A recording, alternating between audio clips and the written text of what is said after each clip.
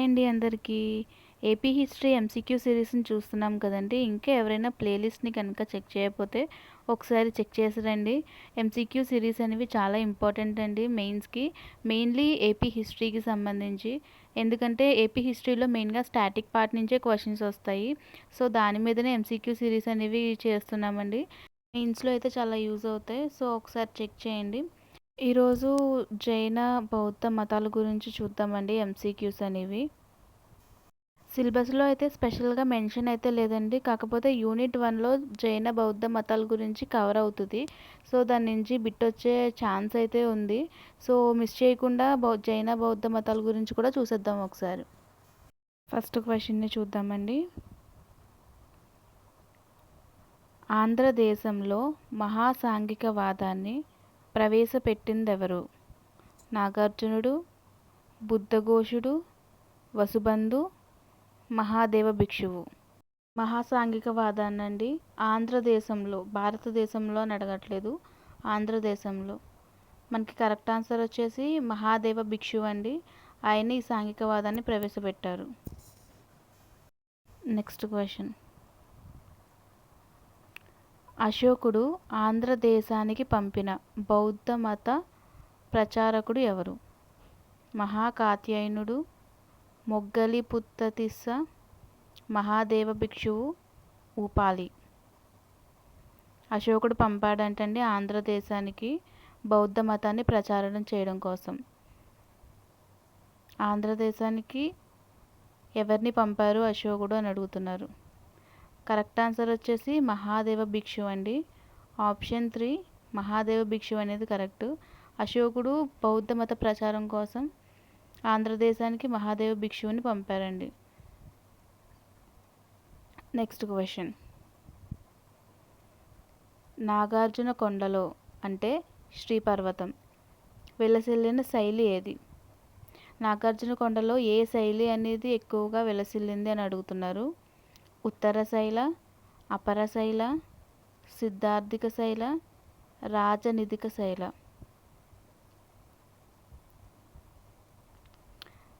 మనకి correct answer వచ్చేసి ఉత్తర శైలి అండి. నాగార్జున కొండలో వెలసిల్లిన శైలి వచ్చేసి ఉత్తర శైల. సో ఆప్షన్ 1 ఉత్తర శైల అనేది కరెక్ట్ ఆన్సరు. నెక్స్ట్ క్వశ్చన్ని చూద్దాము. ఆంధ్రదేశంలో మహాయాన స్థావరం ధరణికోట, నాగార్జునకొండ, గుంటుపల్లి, జగ్గయ్యపేట. ఆంధ్రదేశంలో మహాయాన స్థావరం ఎక్కడ ఉంది అని అడుగుతున్నారు. మహాయాన స్థావరం అంటండి ఆంధ్రదేశంలో. కరెక్ట్ ఆన్సర్ వచ్చేసి ఆప్షన్ 2 నాగార్జునకొండ. మహాయాన స్థావరం నాగార్జునకొండలో ఉండండి. నెక్స్ట్ క్వశ్చన్ని చూద్దాము.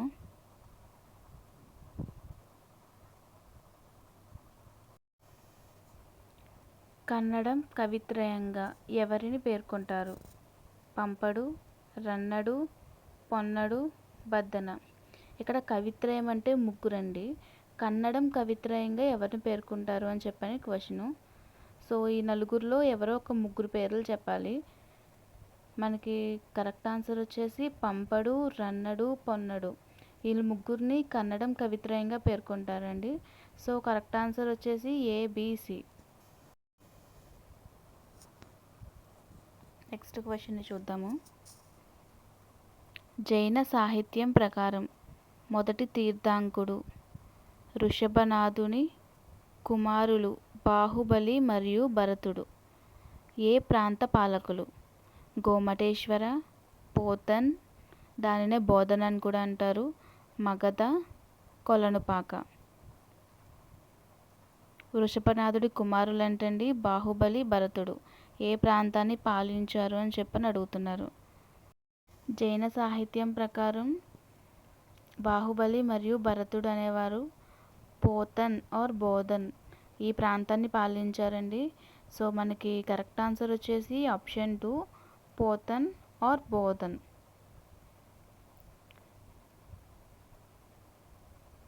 నెక్స్ట్ క్వశ్చన్ని చూద్దాము.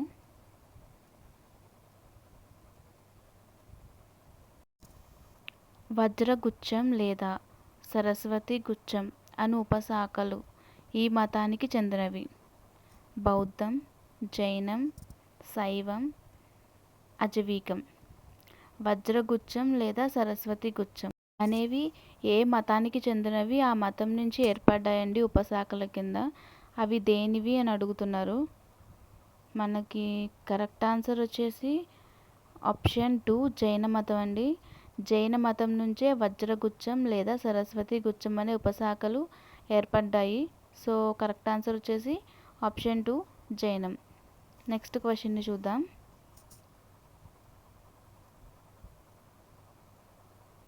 అమరావతి సమీపాన వడ్డమానుకొండ పైన జైన విహారంను నిర్మించిన మౌర్యరాజు ఎవరు? బిందుసారుడు, అశోకుడు, దశరథుడు, సంప్రతి. అమరావతి సమీపాన వడ్డమానుకొండపై జైన విహారం అంటండి. అది కట్టించిన మౌర్యరాజు ఎవరు అని అడుగుతున్నారు. జైనానికి సంబంధించి బిందుసారుడు ఎక్కువగా చేశాడండి. తర్వాత వచ్చి సంప్రతి. సో మనకి కరెక్ట్ ఆన్సర్ వచ్చేసి ఆప్షన్ 4 సంప్రతి. అశోకుడు బౌద్ధాన్ని ఎక్కువ అభివృద్ధి చేశాడండి. Next question. ఆంధ్రదేశంలో బౌద్ధ జైన మతాలు ఉద్భవించే నాటికి ఏ సంస్కృతి అమలులో ఉంది? నాగ, యక్ష, శబర, ఇక్ష్వ. ఈ మతాలు వచ్చేటప్పుడు ఒక సంస్కృతి మాత్రమే అమలులో లేదండి. 2-3 సంస్కృతులు అయితే అమలులో ఉన్నాయి. వాటిని గుర్తించమని అడుగుతున్నాడండి.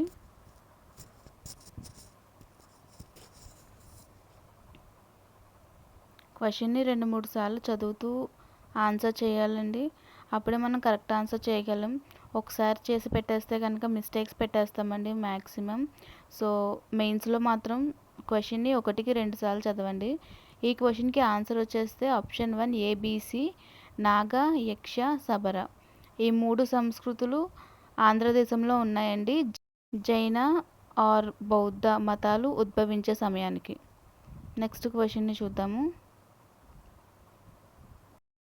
బౌద్ధ జైన మతాలు ఉద్భవించే నాటికి ఆంధ్రప్రదేశ్లో బృహత్ శిలాయుగాల నాగరికత అమలులో ఉంది.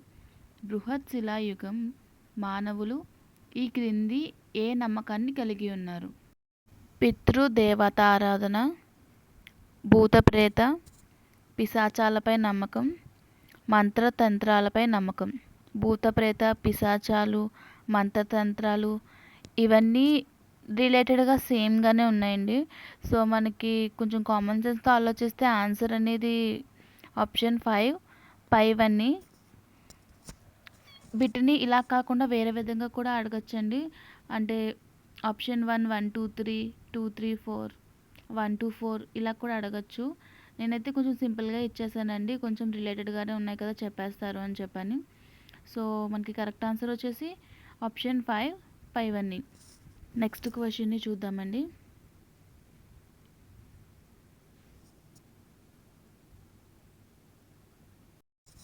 జైన మతానికి సంబంధించి ఈ క్రింది వాటిలో తప్పుగా జతపరిచిన దానిని గుర్తింపుము. జైనమత స్థాపకుడు ఋషభనాథుడు. జైనమత చారిత్రాత్మక స్థాపకుడు పార్శ్వనాథుడు. జైనమత నిజమైన స్థాపకుడు ఋషభనాథుడు. 23వ తీర్థంకుడు పార్శ్వనాథుడు. జైనమత స్థాపకుడు వచ్చేసి ఋషభనాథుడే అండి, అది కరెక్టే. జైనమత చారిత్రక స్థాపకుడు వచ్చి పార్శ్వనాథుడు, అది 23వ తీర్థంకుడు అండి. సో అది కరెక్ట్ ఆన్సరే. జైనమత నిజమైన స్థాపకుడు వచ్చి 24వ తీర్థంకుడు అండి. సో మనకి కరెక్ట్ ఆన్సర్ వచ్చేసి అంటే సరికానిది అడిగారు కాబట్టి థర్డ్ ఆన్సర్ అనేది కరెక్ట్ ఆన్సర్. నెక్స్ట్ క్వశ్చన్ని చూద్దామండి. సింహల విహారం ఎక్కడ బయలుపడింది అంటే ఎక్కడ బయటపడింది అని అడుగుతున్నారు.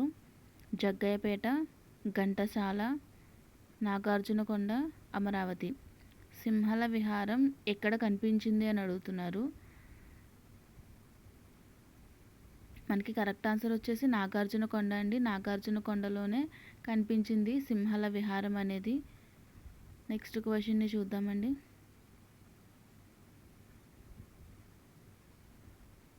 ఋగ్వేదంలో ప్రస్తావించబడిన తీర్థంకుడు ఎవరు? పార్శ్వనాథుడు, వర్ధమాన మహావీరుడు, ఋషభనాథుడు, పైవారందరు. ఋగ్వేదంలో ఋషభనాథుడు గురించి మాత్రమే ప్రస్తావన ఉందండి. మిగిలిన వారి గురించి ఎక్కడ ప్రస్తావన లేదు. అండ్ అలాగే ఋషభనాథుడిని అంటే మొదటివాడు అని చెప్పని మెన్షన్ చేశారు ఋగ్వేదంలో. సో మనకి కరెక్ట్ ఆన్సర్ వచ్చేసి ఆప్షన్ 3 ఋషభనాథుడు. నెక్స్ట్ క్వశ్చన్ని చూద్దామండి.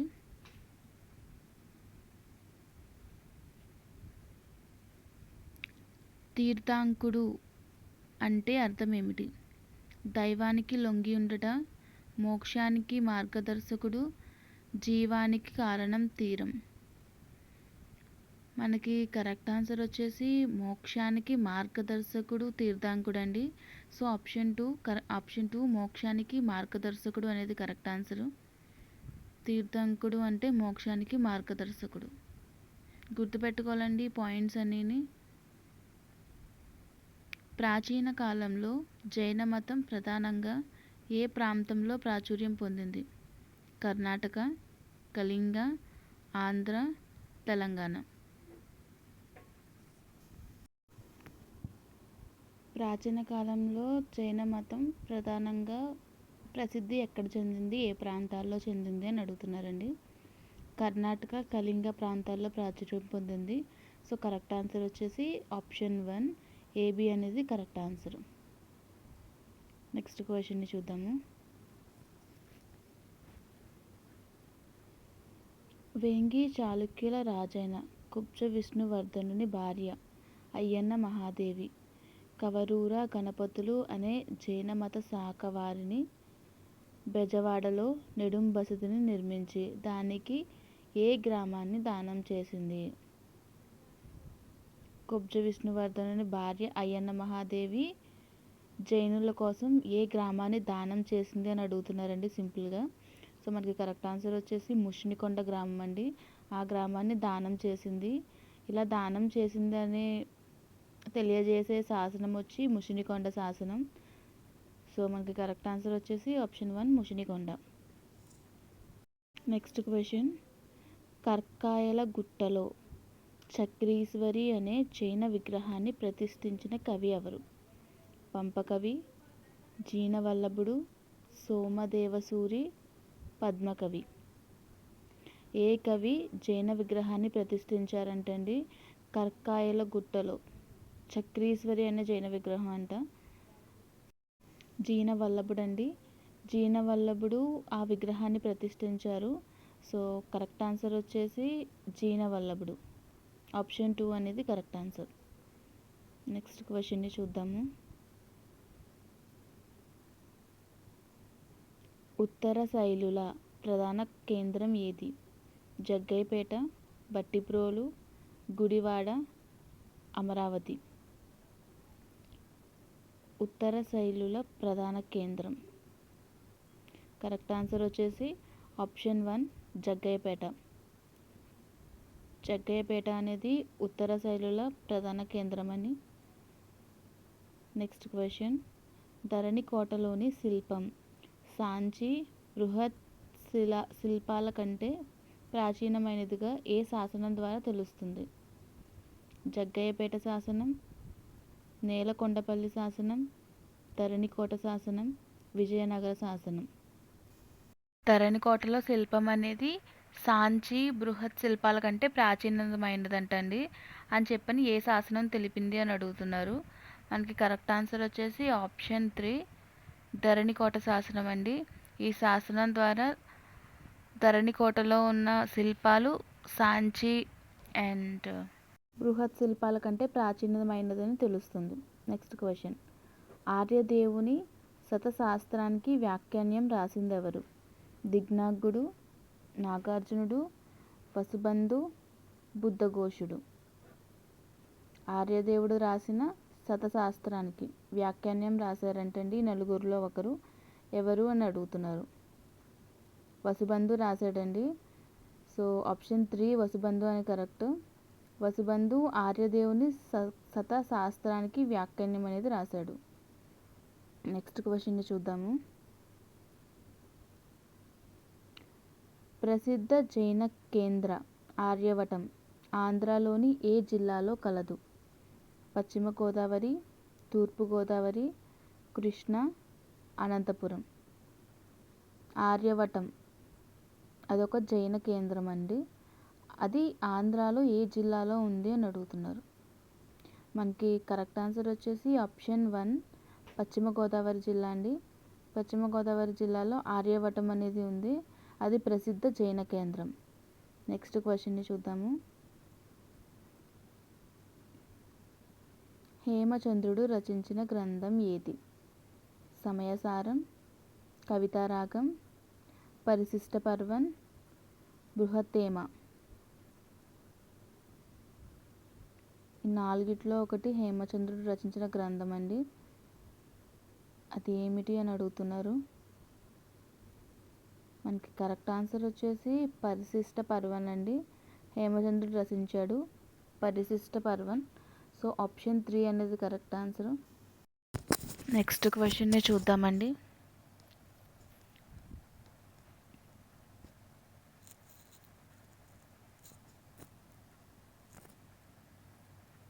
ఆచార్య నాగార్జునుడు పాటించిన బౌద్ధ శాఖ మహాయానం, హీనయానం, మాధ్యమికవాదం, పైవేవి కాదు. ఆచార్య నాగార్జునుడు ఏ బౌద్ధ శాఖను పాటించాడు అని అడుగుతున్నారు. కరెక్ట్ ఆన్సర్ వచ్చేసి ఆప్షన్ 1 మహాయానం. మహాయాన బౌద్ధాన్ని పాటించాడండి. నెక్స్ట్ పావులూరి మల్లన్న గణిత శాస్త్రానికి మూల గ్రంథం ఏది? సమయసారి సంగ్రహం, సంఖ్యక శాస్త్రం, నియసార సంగ్రహం, గణితసార సంగ్రహం. కరెక్ట్ ఆన్సర్ వచ్చేసి ఆప్షన్ 4 గణితసార సంగ్రహం అండి. Next question. లేపాక్షి దేవాలయంలోని చిత్రకళకు ప్రేరణ ఏది? బౌద్ధ చిత్రకళ, జైన చిత్రకళ, శ్రీనంది చిత్రకళ, సంజిత్వి చిత్రకళ. కరెక్ట్ ఆన్సర్ వచ్చేసి జైన చిత్రకళ అండి. జైన చిత్రకళ లేపాక్షి దేవాలయంలోని చిత్రకళకు ప్రేరణ అంటండి. నెక్స్ట్ క్వశ్చన్ని చూద్దాము. హేమచంద్రుడు రచించిన గ్రంథం ఏది? సమయసారం, కవితారాగం, పరిశిష్ట పర్వం, బృహత్తేమ. వీడియోని కనుక కంప్లీట్గా చూసుంటే ఈ క్వశ్చన్కి ఆన్సర్ చేయగలరండి. కమెంట్లో ఆన్సర్ అనేది చేయండి. ఇంకా ఇలాంటి ఎంసీక్యూస్ కోసం మా ఛానల్ని లైక్ చేయండి, షేర్ చేయండి అండ్ సబ్స్క్రైబ్ చేసుకోండి. బాయ్ అండి అందరికీ.